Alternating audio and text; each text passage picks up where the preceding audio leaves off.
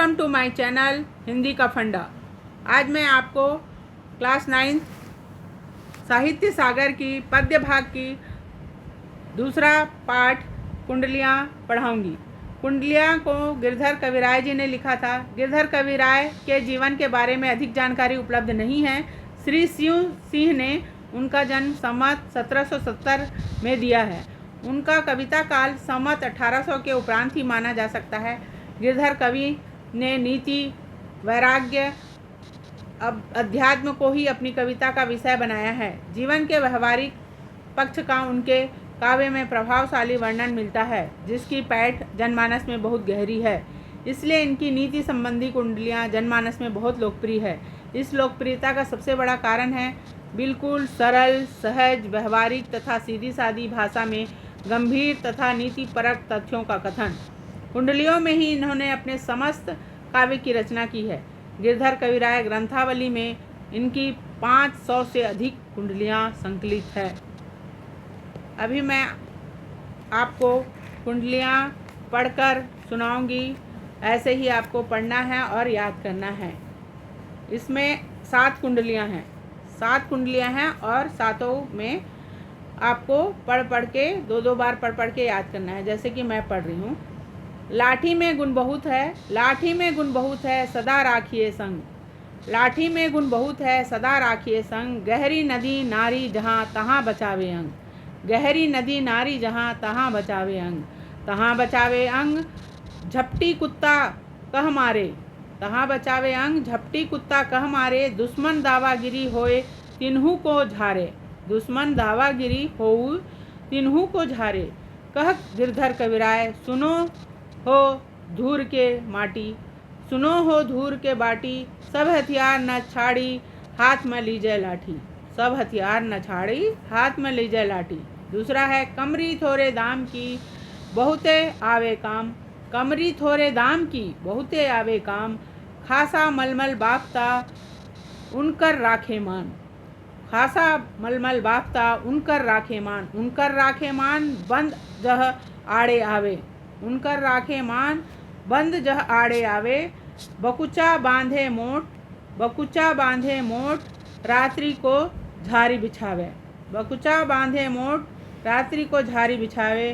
कह गिरधर कविराय मिलत है थोरे दामरी। सब दिन राखे साथ बड़ी मर्यादा कामरी। तीसरा है गुण के गाहक सहस नर। गुण के गाहक सहस नर बिन गुण लहे न कोय। नर बिन गुण लहे न कोय। जैसे काका कोकिला शब्द सुने सब कोय।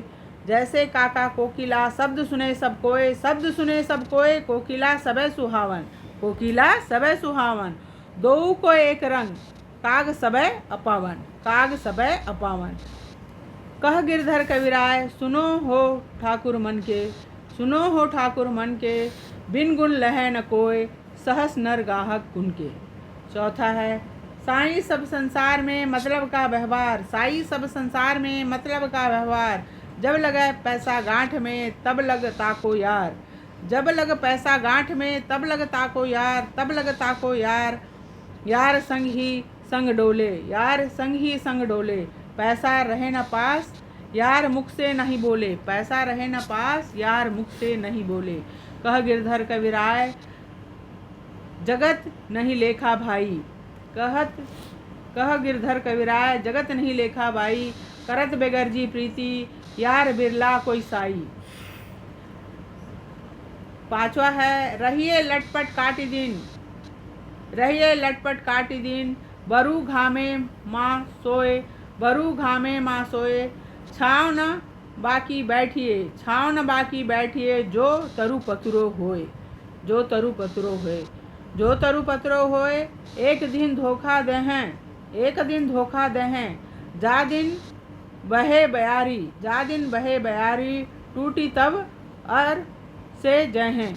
टूटी तब जर से जहें। कह गिरधर कविराय छाँव मोटे के गहिए। छाँव मोटे के गहिए। पानी सब हरी जाए। पानी सब हरी जाए। पानी सब झरी जाए। तरु छाया में रहिए। तरु छाया में रहिए।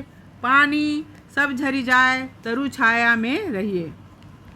अब छठवां है, पानी बाढ़े नाव में घर में बाढ़े दाम। पानी बाढ़े नाव में घर में बाढ़े दाम, दो हाथ उलीचिए यही सयानो काम। दो हाथ उलीचिए यही सयानो काम, यही सयानो काम। राम की सुमिरन कीजिए, राम की सुमिरन कीजिए, पर स्वास्थ्य के काज शीस आगे धर दीजिए। पर स्वास्थ्य के काज शीस आगे धर दीजिए। कह गिरधर कविराय बड़ेन को याही बानी। कह गिरधर कविराय बड़ेन को याही बानी, चालिए चाल सुचाल राखिए अपना पानी। अब सातवां है, राजा के दरबार में, राजा के दरबार में जैसे समया पाए। राजा के दरबार में जैसे समया पाए, साई तहाँ न बैठिए, साई तहाँ न बैठिए, जहाँ कोई देव उठाए। जहाँ कोई देव उठाए, बोल अनबोले रहिए, बोल अनबोले रहिए। हंसिए वहाँ हहाय, बात पूछे ते कहिए। हंसिए नहीं हहाय, हंसिए नहीं हहाय, बात पूछे ते कहिए।